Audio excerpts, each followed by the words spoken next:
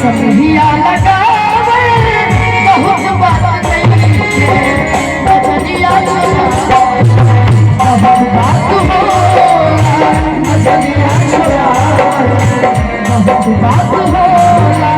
और सुना झुके रोबावे बहुत बात नहीं है झुके रोबावे बहुत बात नहीं है रोवा के हंसावे बहुत बात होला रोवा के हंसावे बहुत बात होला रोवा के हंसावे बहुत बात।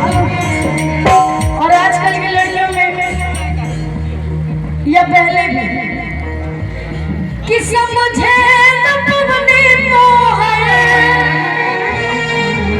और असली इरादा कि है रूपवा के जाल में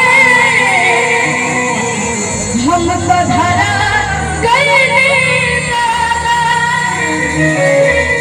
समझे न तुमने तो है असली इरादा रूपवा के जाल में धरा गई दादा।